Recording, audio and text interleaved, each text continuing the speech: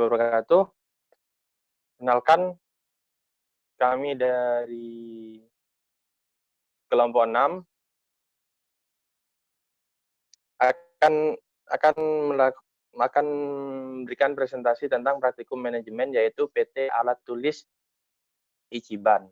Nah, kelompok kami ini terdiri dari yang pertama itu dari Ahmad Mi'rajul Umam, itu teman saya sendiri, dan saya pribadi Muhammad Fauzi, dan terus teman saya Galang Dwi Destanto, Muhammad Ilsatul Ibad, Saiful Bahri, Susilo Ilham Sudrajat, dan Wita Ayu Hadiastuti. Nah, ini kelompok kami.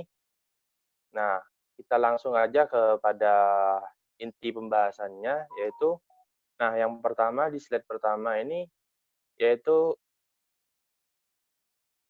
ada yang namanya manajemen strategi, itu merupakan seni dan ilmu penyusunan, penerapan, dan pengevaluasian keputusan. Terus berfokus kepada proses penetapan tujuan organisasi, mengembangkan kebijakan dan perencanaan, serta mengalokasikan sumber daya dalam penerapan kebijakan. Nah, terus ini selanjutnya itu ada yang namanya agenda layout. Nah, agenda layout ini di sini ada 5 bagian, yaitu yang pertama alat tulis Ichiban, terus yang kedua visi dan misi, yang ketiga tahap input, keempat tahap pencocokan, dan tahap keputusan. Nah, masing-masing ini nanti akan dijelaskan secara lebih terinci oleh teman-teman kami. Nah, terus selanjutnya itu ada yang namanya alat tulis Ichiban merupakan alat untuk melakukan komunikasi verbal dalam menyelesaikan suatu kegiatan atau pekerjaan yang berkaitan dengan tulis-menulis. Alat tulis Ichiban perlu mengidentifikasi kekuatan dan kelemahan serta peluang dan ancaman supaya perusahaan tidak mendapatkan kerugian. Nah, ini untuk melakukan itu diperlukan analisis SWO yang berperan aktif dalam menetapkan strategi perusahaan. Itu agar alat tulis Ichiban, PT Alat Tulis Ichiban mengerti atau tahu tentang kekuatan, kelemahan, peluang, ancaman. Tuh. Terus itu ada permasalahan pada PT Tulis Ichiban. Nah, itu ada 4. Yang pertama itu perusahaan ingin mempertahankan market leader pada spidol bedo marker. Terus permasalahan yang kedua itu melakukan diversifikasi produk. Yang ketiga, perusahaan menggunakan cara lama dalam pemasaran, yaitu dengan cara saluran pemasaran konvensional. Terus yang keempat, perusahaan ini adalah perusahaan bisnis, di mana dalam pekerjaannya keluarga masih dilibatkan dan pekerjaannya bukan dari kompetensi saja. Nah, jadi permasalahannya itu merekrut anggota keluarga yang mana kompetensinya itu masih dibilang tidak bisa dievaluasi karena keluarga sendiri. Dan terus selanjutnya yaitu teman saya yang akan menjelaskan. Baik, di sini saya akan menjelaskan tentang mempertahankan strategi, yaitu strategi yang dilakukan Mr. Yeye. Mr. Yeye tetap mempertahankan bolpen tipe B2 dan C2 dan meningkatkan penjualan pada bolpen tipe B1 dan D2 yang sukar berkembang.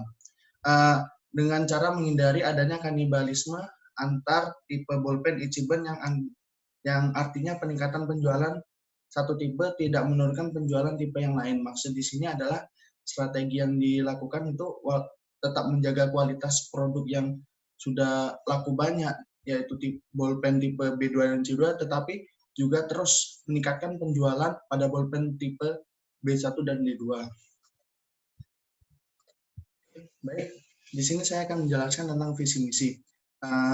Visi misinya yaitu pertama, untuk visi dari perusahaan ini menurut kelompok kami adalah menjadi market leader, pemimpin dalam produksi alat tulis dan kualitas yang terjamin dan berkomitmen pada mitra bisnis. Nah, maksud di sini adalah PT Ichiban mempunyai visi yang jelas, yaitu menjadi market leader, pemimpin dalam produksi alat tulis bolpen maupun spidol. Nah, misi yang akan diterapkan yaitu menjadi perusahaan alat tulis dan harga murah dan dengan kualitas dan pelayanan yang baik, memberdayakan sumber daya manusia yang ada dengan sebaik mungkin untuk proses produksi pada perusahaan.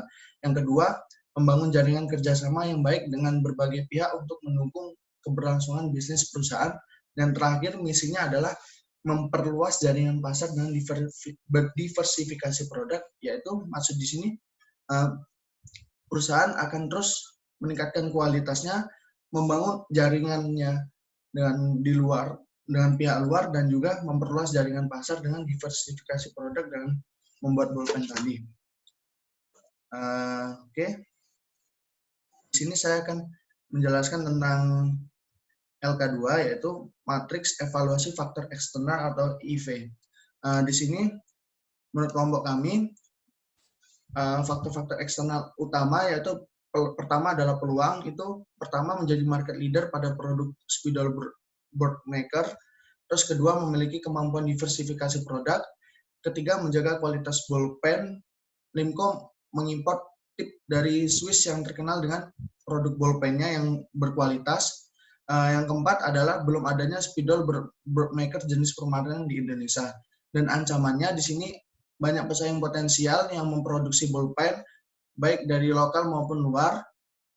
Kedua, keterbatasan dalam faktor modal atau dana sehingga bolpen dirakit secara manual. Dan terakhir adalah ancamannya tidak ada struktur organisasi pada perusahaan sehingga perusahaan masih dalam bentuk perusahaan keluarga atau masih dalam pemimpinan Lim-An dan dilanjutkan oleh Limco dengan bobot total adalah 1 dengan peringkat yaitu 22, 33, 322 dan nilai timbang ini dapat hasilnya dari bobot dikali dengan peringkat dan total adalah 2,25.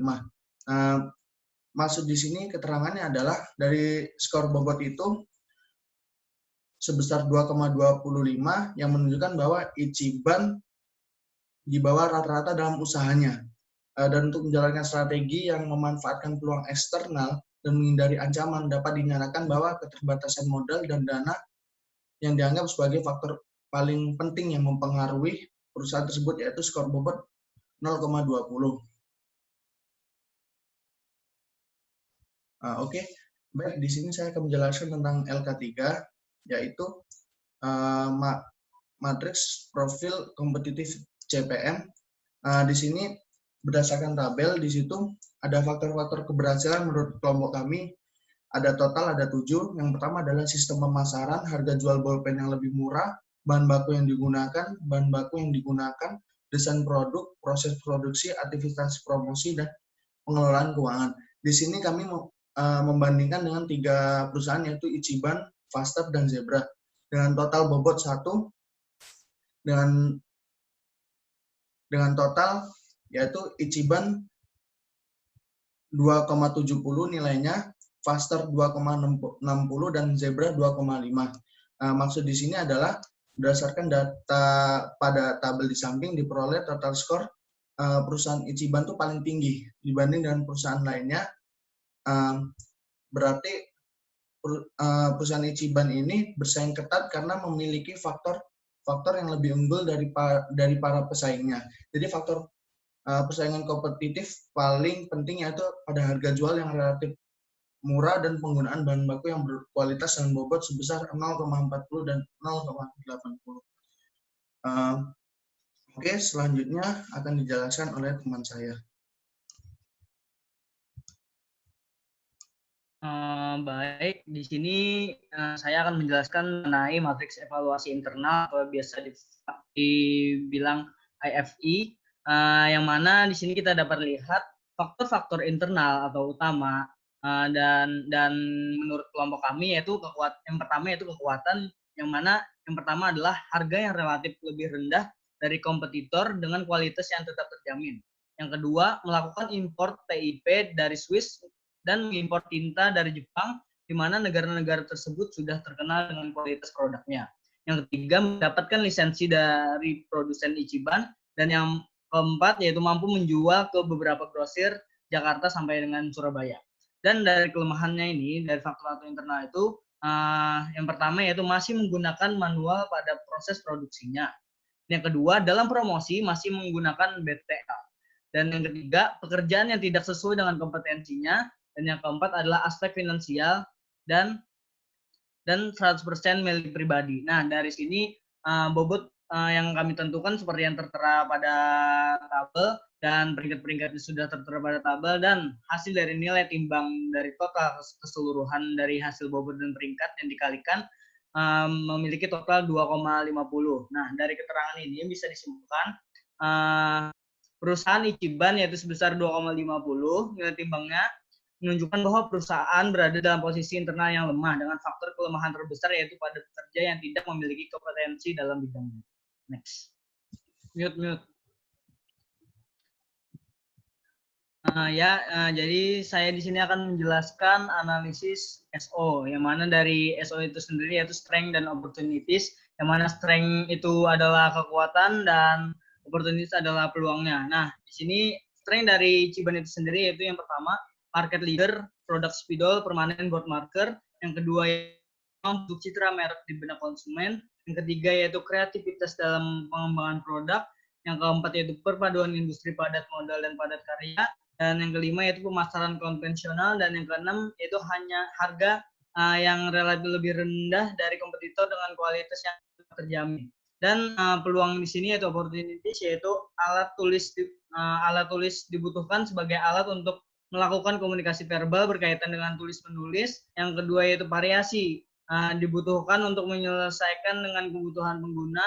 Yang ketiga yaitu peningkatan penjualan bertahap. Dan yang keempat, tenaga profesional untuk mengelola perusahaan. Nah, jadi di sini yaitu kekuatan dan peluang yang ada dan untuk para perusahaan dari Ichiban itu sendiri.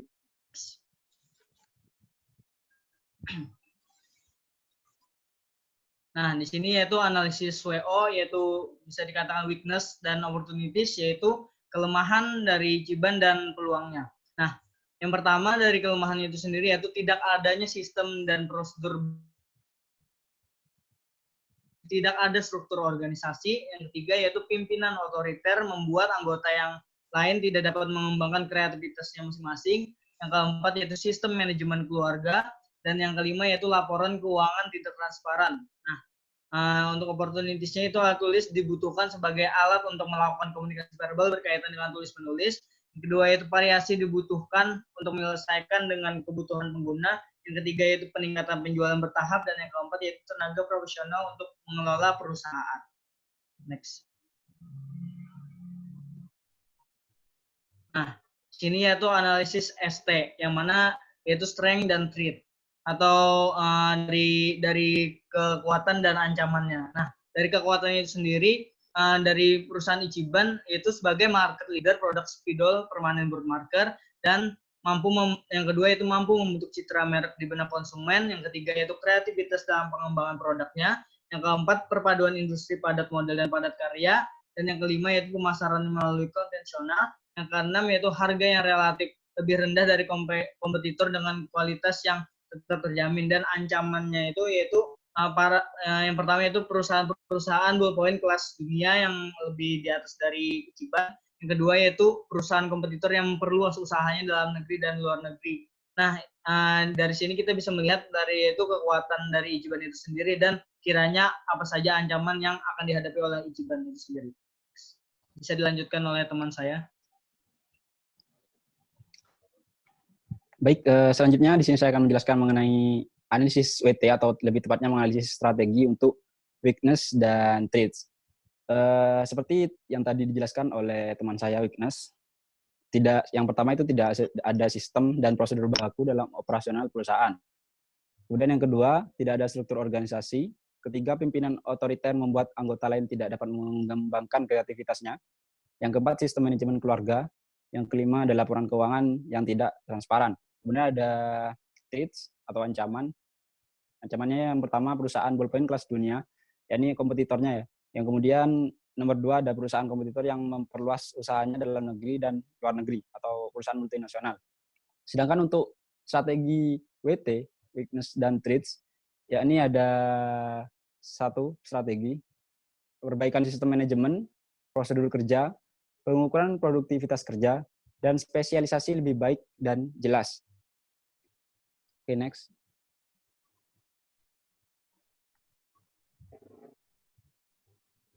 Kemudian ada matriks Boston Consulting Group atau matriks BCG ya. Di sini letak perusahaan PT Alat Tulis Ichiban terletak pada three question marks atau tanda tanya. Nah, di mana ketika kita melihat data pangsa pasar Ichiban dari 2006 sampai 2011, rata-rata mengalami kenaikan dari tahun ke tahun jumlah dari unit penjualannya. Namun ada beberapa di tahun-tahun tertentu mengalami penurunan sehingga adanya ketidakstabilan. Kemudian ada pangsa pasar yakni bergerak di angka 12,50 hingga 12,84. Kemudian ada growth atau pertumbuhannya yakni naik turun ya. Dari misal dari tahun 2009 ke 2010 itu naik, dan sedangkan ya untuk di tahun 2011 posisi pasarnya naik sehingga yang dilakukan Misteri itu berjalan dengan baik sehingga posisi pangsa pasarnya berada di urutan keempat. Oke, next.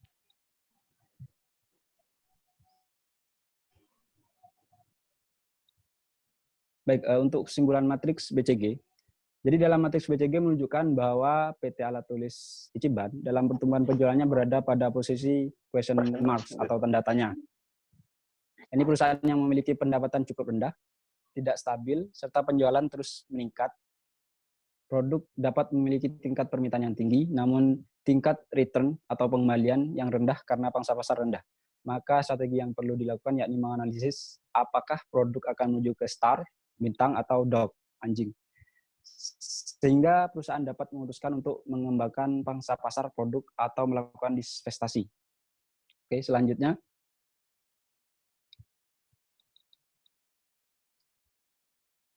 Target dan realisasi. Ya, di sini sebelumnya saya menjelaskan bahwa target dan realisasi yang kami tulis di sini, yakni target yang memang benar-benar belum sepenuhnya dicapai. Kalau misalkan dari naik kelas itu sudah benar-benar terrealisasikan, sedangkan yang kami tulis di sini yakni sebagai bahan evaluasi bahwa target yang ditargetkan oleh perusahaan itu masih belum sepenuhnya direalisasikan. Yang pertama itu mempertahankan diri sebagai market leader di sektor board maker.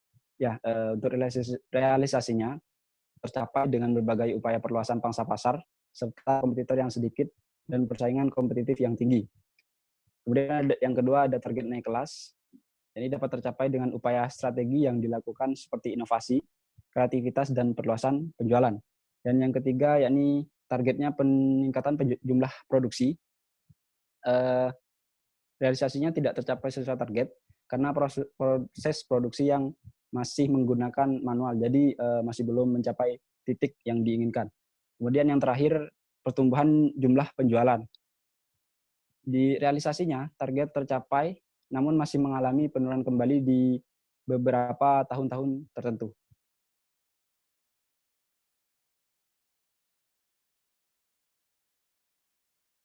Di sini gejala-gejala pada perusahaan alat tulis Ichiban dan akibatnya. Pada masalah 1, gejala dan akibatnya karena kinerja perusahaan. Gejalanya yaitu perusahaan belum melakukan otomatisasi secara menyeluruh pada proses produksi. Dengan akibat jumlah produk yang dihasilkan dalam kegiatan produksi tidak sebanyak menggunakan mesin atau produksi otomatis. Yang kedua karena channel of distribution. Gejalanya yaitu perluasan distribusi di dalam negeri masih kurang. Dengan akibat jumlah produk yang didistribusikan tidak mengalami pertumbuhan secara signifikan. Dan yang ketiga, karena pola kerjasama. Masalah dan sebabnya yaitu masalah perluasan penjualan melalui pemasaran konvensional operasional sulit berkembang. Dengan sebab karena perusahaan tidak menggunakan kegiatan promosi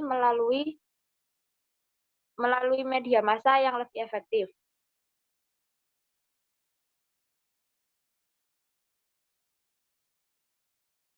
Jadi kesimpulan dari masalah 1 yaitu bahwa sistem produksi secara otomatisasi lebih efektif digunakan untuk memenuhi target produksi perusahaan, mengingat perusahaan memiliki tujuan untuk pertumbuhan penjualannya. Perluasan channel of distribution sangat diperlukan untuk perusahaan dapat melakukan penjualan secara luas. Kemudian, sistem pemasaran melalui promosi media massa diperlukan. Walaupun biaya lebih tinggi, namun cara tersebut lebih efektif dan bersifat menyeluruh sehingga produk perusahaan lebih banyak dikenal oleh konsumen maupun pengecer.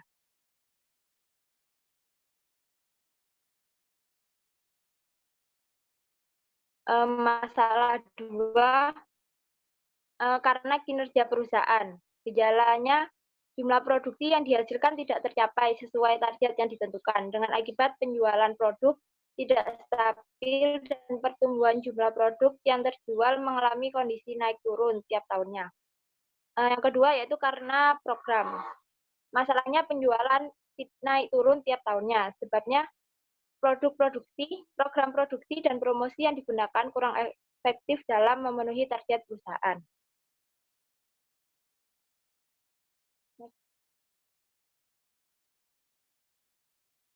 Jadi dapat disimpulkan dari masalah 2 yaitu bahwa untuk mencapai target naik kelas dan mempertahankannya perlu dilakukan program yang mendukung seperti jumlah produksi yang diinginkan terpenuhi, produk promosi yang efektif sehingga diperlukan kebijakan dan program yang digunakan perusahaan dan berani dalam menghadapi kemungkinan resiko-resiko yang akan dihadapi perusahaan. Oke, baik.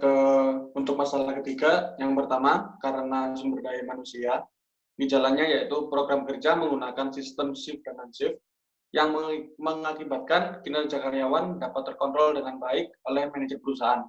Dan yang kedua, karena motivasi. Gejalanya berupa kurangnya motivasi kerja terhadap karyawan yang mengakibatkan dapat memicu karyawan kurang memiliki semangat lebih dalam bekerja dan rasa tanggung jawab terhadap pekerjaannya. Dan yang terakhir, karena sistem kerja, masalah berupa motivasi karyawan untuk semangat dalam bekerja dapat terganggu, menyebabkan jaminan jenjang karir bagi karyawan yang belum ada serta sistem intensif yang diberikan belum sesuai dengan jumlah jam kerja karyawan.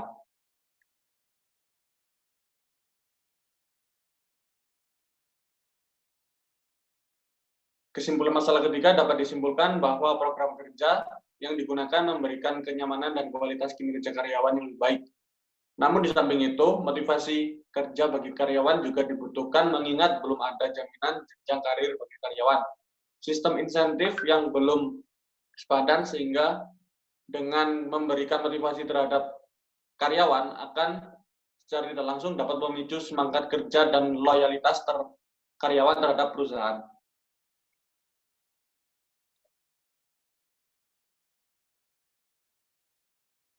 Baik, ini adalah matriks perencanaan strategi kuantitatif atau PSBM. Faktor kunci terdapat faktor eksternal kunci dan internal kunci. Alternatif strategi berupa yang pertama, penetapan strategi biaya rendah untuk meningkatkan loyalitas pelanggan. Yang kedua, strategi perluasan pasar dengan penggunaan diversifikasi produk. Dan yang terakhir, strategi fokus untuk menjangkau beberapa segmen pasar. Faktor eksternal kunci yang pertama peluang, yaitu perluasan diversifikasi produk dengan bobot 0,15, peringkat 3 dengan nilai 0,45. Sedangkan di alternatif strategi kedua memiliki peringkat 4 dengan nilai 0,6 dan alternatif ketiga memiliki nilai 2 dengan nilai 0,3. Peluang kedua melakukan perluasan pasar dengan bobot 0,10. Pada alternatif 1 berperingkat 4 dengan nilai 0,4, kedua dengan peringkat ketiga dengan nilai 0,3 dan alternatif keempat alternatif ketiga memiliki nilai peringkat 4 dengan nilai 0,4. Yang ketiga, tidak adanya saingan bagi produk spidol permanen board marker dengan bobot 0,05 pada alternatif 1 peringkat 3 dengan nilai 0,15. Untuk alternatif kedua peringkat ketiga dengan 0,15 dan alternatif terakhir bernilai 4 dengan bobot nilai 0,2. Kemudian poin yang keempat, semua kalangan membutuhkan produk spidol dan board marker. Bobot nilainya 0,05. Pertama berperingkat 3 dengan nilai 0,15. Alternatif kedua peringkat 2 dengan nilai 0,10 dan alternatif ketiga dengan peringkat 3 diberi nilai 0,15. Berikut adalah ancamannya. Yang pertama, perusahaan pesaing memiliki produk dengan kualitas yang hampir sama, berbobot 0,10 per peringkat 3 dengan menghasilkan 0,3. Alternatif kedua berperingkat 4 menghasilkan 0,4 dan alternatif ketiga berperingkat 2 menghasilkan nilai 0,2. Kemudian perkembangan pasar berbobot 0,10. Alternatif 1 berperingkat 3 dengan nilai 0,3. Alternatif 2 berperingkat 4 nilai 0,4. Alternatif 3 berperingkat 3 nilai 0,3. Yang ketiga, konsumen yang sensitif terhadap harga dan kualitas. Pembobotan 0,05. Alternatif 1 berperingkat 4 nilai 0,2. Alternatif 2 berperingkat 3 nilai 0,15. Alternatif ketiga berperingkat 4 dengan nilai 0,2. Faktor kekuatan ini internal. Yang pertama, kualitas barang yang sangat mumpuni, berbobot 0,10. Alternatif 1 berperingkat 3 dengan nilai 0,3. Alternatif 2 berperingkat 3 dengan nilai 0,3. Alternatif 3 dengan peringkat 4 nilai 0,4. Yang kedua, harga yang relatif rendah dari kompetitor dengan kualitas yang terjamin, berbobot 0,10. Alternatif 1 berperingkat 4 nilai 0,4. Alternatif 2 berperingkat 2 nilai 0,2. Alternatif 3 berperingkat 3 nilai 0,3. Yang ketiga, brand image yang kuat dan dikenal, berbobot 0,05. Alternatif 1 berperingkat 3 nilai 0,15. Alternatif 2 berperingkat 4 nilai 0,2. Alternatif 3 berperingkat 3 dengan nilai 0,15. Berikut adalah kelemahannya. Antara lain, 1. Minimnya modal usaha, berperingkat 0,05 maksud saya. Pada alternatif 1 berperingkat 3 nilai 0,15. Selanjutnya berperingkat 2 dengan nilai 0,10 dan yang alternatif terakhir berperingkat 3 dengan nilai 0,15. Yang kedua, hanya mengendalikan pemasaran konvensional, dan yang ketiga, memiliki struktur organisasi yang tidak jelas, berbobot sama yaitu 0,05. Dengan peringkat alternatif pertama, poin kedua itu berperingkat 3 dengan nilai 0,15. Alternatif kedua berperingkat 3 dengan nilai 0,15. Alternatif ketiga berperingkat 3 dengan nilai 0,15. Sedangkan yang poin ketiga, alternatif pertama berperingkat 3 dengan nilai 0,15. Alternatif kedua peringkat 3 bernilai 0,15 dan alternatif ketiga bernilai 2 dengan 0,10. Total faktor kuncinya, bobot kuncinya 1. Terus alternatif pertama berbobot 3,25, alternatif kedua 3,20 dan alternatif ketiga berbobot 3.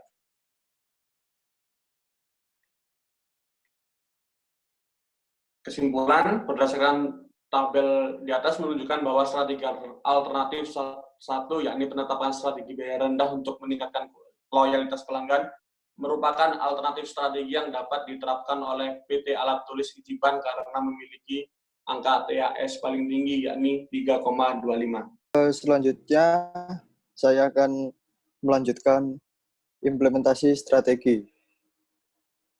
Implementasi strategi yang pertama yaitu bidang pemasaran. Pengukuran kinerja perusahaan dalam bidang pemasaran sudah sangat baik dilihat dari pemasaran yang dilakukan seperti pemasaran konvensional yang berfokus pada grosir dan pengeceran yang membuat cara ini sangat efektif untuk perusahaan. Walaupun perusahaan sudah terkenal, tetapi hanya dengan cara pemasaran konvensional masih belum efektif karena orang akan tahu produk kita setelah membeli. Penambahan cara yang paling efektif adalah perusahaan harus terus melakukan pemasaran dengan iklan di TV dan sosial media agar dapat cepat dikenal oleh masyarakat luas dan penjualan akan meningkat.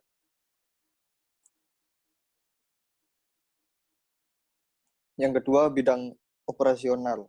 Pada bidang operasional, rencana tindakan pada perusahaan ini antara lain dengan memperbaiki sistem perakitan dan assembling yang awalnya masih menggunakan tenaga manual menjadi tenaga mesin untuk meningkatkan produktivitas sehingga dapat meningkatkan penjualan pada perusahaan.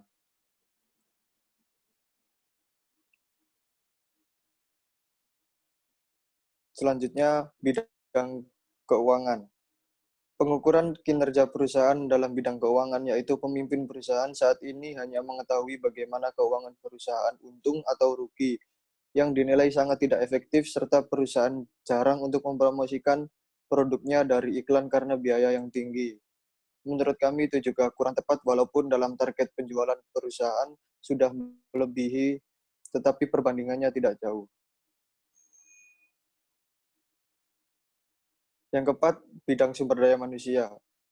Pengukuran kinerja perusahaan dalam sumber daya manusia untuk pembagian kerjanya sudah sangat efektif dan juga memperlakukan non-shift dan shift. Serta waktunya juga jelas, tetapi evaluasinya adalah pekerja yang bekerja terus-menerus dan hanya maksimal diberi istirahat 1 jam. Bahkan untuk hari Sabtu pekerja tidak diberi istirahat sama sekali.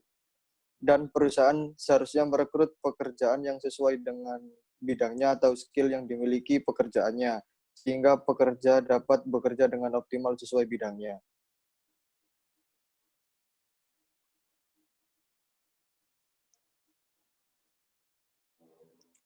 Selanjutnya ada rekomendasi. Yang pertama, menjalankan manajemen kinerja yang efektif. Tidak semua perusahaan dapat menjalankan cara ini karena berbagai keterbatasan. Salah satu keterbatasan tersebut adalah SDM atau sumber daya manusia di perusahaan tersebut. Untuk menjalankan cara ini, maka perusahaan harus merekrut sumber daya manusia yang berkualitas. Yang kedua, melakukan pengukuran kinerja setiap tahun. Penilaian atau pengukuran kinerja ini bisa dijadikan sebagai pedoman untuk memperbaiki performa perusahaan di masa yang akan datang. Yang ketiga, memproduksi produk yang berkualitas. Kualitas produk menjadi komponen penting dalam menentukan umur ekonomis sebuah produk. Apabila produknya berkualitas, maka umur produk tersebut otomatis lebih awet dan tahan lama. Sekian presentasi dari kelompok 6. Apabila ada kekurangan dan salah kata mohon dimaafkan. Wassalamualaikum warahmatullahi wabarakatuh.